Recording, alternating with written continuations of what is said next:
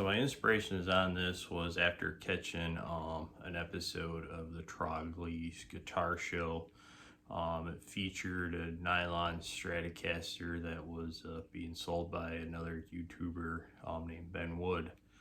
I later learned that Ben Wood actually does the similar thing with converting some bullet strats to the nylon string version.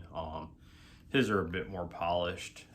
He has a proprietary bridge and pickup system, I believe he has milled out for him by somebody. But yeah, you know, I'm gonna link to both Trogly's guitar show and to Ben Wood's channels down below, so make sure you check those guys out. Gotta give credit where credit's due.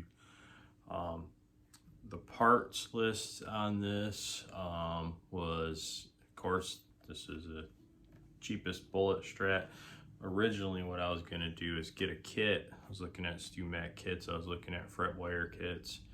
I wanted to try to keep the budget around 300, and it was getting higher and higher and higher, and then when you take into consideration time and money that would have been spent on finishing the guitar, like the paint finish or the sealer, decided that I didn't want to do that work. I didn't want to spend that money for this, and kind of trying something completely new, so I decided to just kind of keep it simple. So what I did here is I got GrafTech PZO pickups, the ghost saddles is what they're called. You can kind of see the strings there running under the pick guard. Also got the GrafTech string trees just to kind of balance everything out. What else? There's a preamp in here. That's also the GrafTech brands, the Go system. And then other than that, I ordered a blank tortoise pick guard from Dragonfire Guitars. Again, I'll have links to all this stuff down below if anybody's curious. All right, so most of the work honestly was involved getting this thing set up, more or less. It came, I ordered it straight from Fender. It came with really gritty frets. Action was playable. The frets were so uneven. What the setup guy did, I think, is they just put a lot of relief in the neck to, you know, keep the buzzing down. So, you know, the action wasn't super low or, you know, anything. I mean, it was playable out of the box. The original saddles were set up real cockeyed. I mean, it was very quickly thrown together. It's kind of the impression I got. Would have been a difficult guitar, I think, for a new player that may be looking at a guitar in this price point. Wouldn't have been that good of an experience for them. So I adjusted the truss rod, got the neck flat, checked for high frets. There was very many of them, so what I ended up doing was completely leveling the frets, re-crowning them, polished, took the sharp edges off the side of the neck, and then the rest of that was just, the rest of the job was, I had to add a hole here for the cap. I used one of the original caps out of the Squire, the original volume cap. And then I did have to do a little bit of shaving under the bridge. Wiring it was really simple. The only soldering I did was to the volume capacitor, or rheostat, sorry. Volume, yes, rheostat, sorry. Other than that though, yeah, it was a lot easier than I thought it would be to throw this thing together. I have been having some issues with the E string popping off, and what I think the problem is the screws are so long that I think on this high E, the screw is actually contacting the nylon string. As a result, after a while, it takes a while, this string will just pop off, usually when it's sitting in storage. When it broke the last time, I don't know if you'll be able to see, I just kind of hacked it up and kind of tied it like you would a classical guitar. It's it's holding. It does take a while for the strings to stretch, excuse me, hold in tune. It's not that great after they, you know, they break in, like a classical guitar, after they break in, it's all right. Playability is okay. It's more of a novelty. It's fun to monkey around with.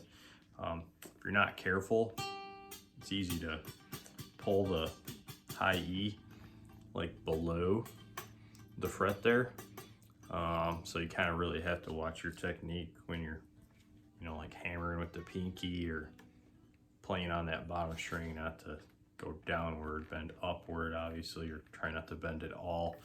Other than that, I mean, I think it sounds okay. I don't think it sounds great.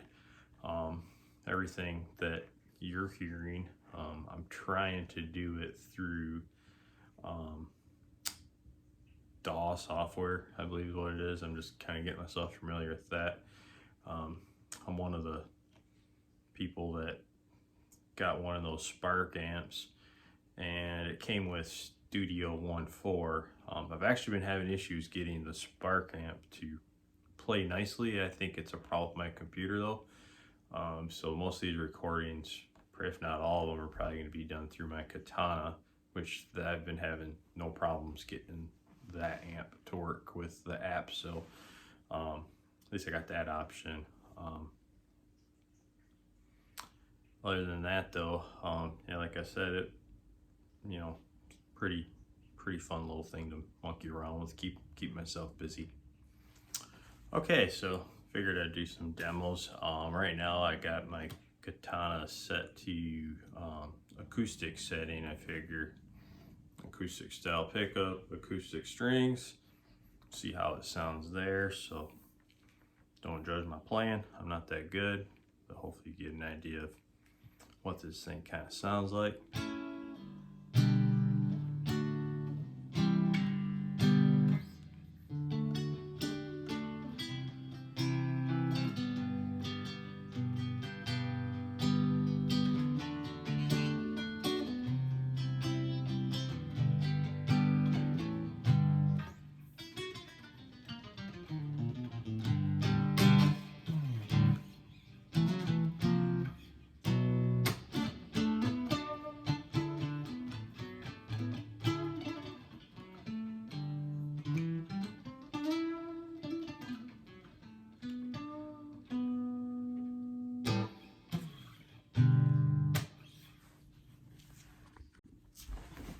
All right, so now I'm playing one of the presets.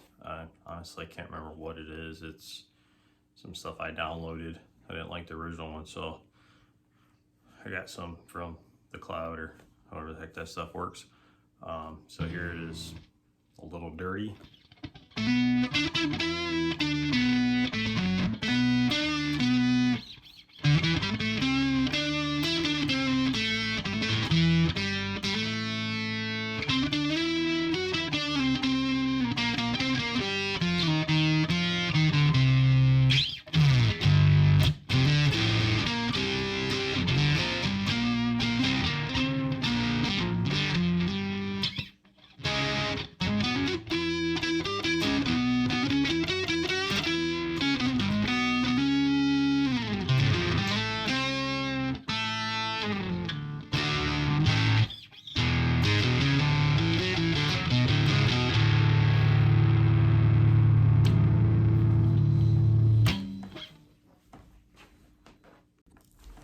Alright, here's the last one I'm going to do. It's a clean channel. It's late at night and I'm not trying to wake up my whole family and whatnot, so I don't got the amp turned up that high, and sounds better loud. I don't know what it's going to do with the computer stuff, so, but anyways.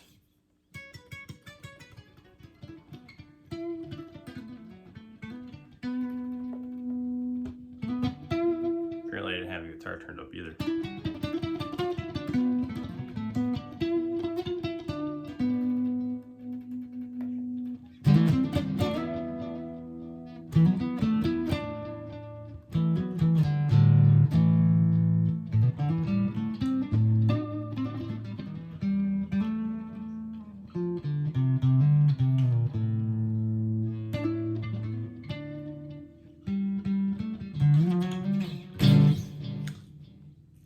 I think that's enough. Everyone should probably get the idea.